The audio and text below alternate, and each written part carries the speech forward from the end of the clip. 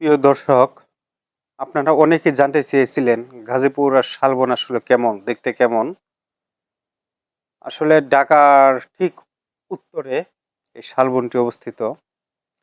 এই শালবনটি গাজীপুর, টাঙ্গাইল, ময়মনসিংহ জেলার কিছু অংশ নিয়ে অবস্থিত। তবে গাজীপুরেই এর অংশ বেশি, যেটা আমরা বাওয়াল বন বলেই চিনি। আজকে আমি আপনাদেরকে শালবনটি দেখাবো। এই শালবনটির ইতিহাস অনেক। এটির নামকরণ করা হয় বাওয়াল রাজার নামে, তাই এটিকে আমরা বাওয়াল বনও বলে থাকি।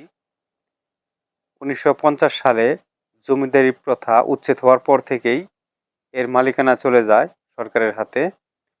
তবে এর মধ্যে কিছু কিছু অংশ এখনো মানুষের নামে আছে, যেটা সরকারি হয়নি। এই শালবনে প্রায় ২২১ প্রজাতির গাছ রয়েছে।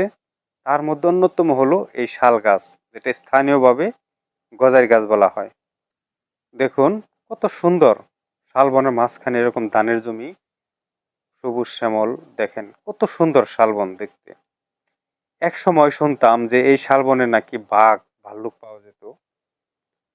আমার দাদারা বলতো তারা নাকি গরু ছাগল রাখতে পারতো না বাঘের ভয়ে। বাঘ নাকি বাড়ির আশেপাশে ঘোরাফেরা করতো এবং হুংকার করে ডাকতো। এখন অবশ্য কোনো বাঘ নেই।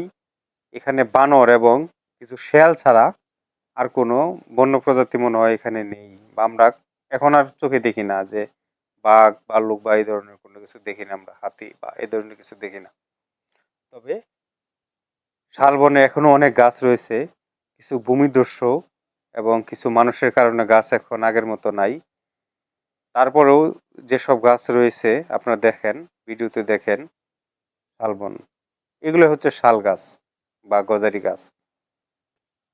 এই গাছ কাটা সম্পূর্ণ নিষেধ, তারপরেও মানুষ চুরি করে কাটে। আসলে আমাদের এই বাউল বন বাংলাদেশে একটাই, পৃথিবীতে একটাই শালবনের বন বা বাগান। আজকের ভিডিওটি কেমন লাগলো প্লিজ কমেন্ট করে জানান, এবং আপনাদের জন্য সামনে অনেক বড় একটি ভিডিও নিয়ে আসতেছি। ধন্যবাদ।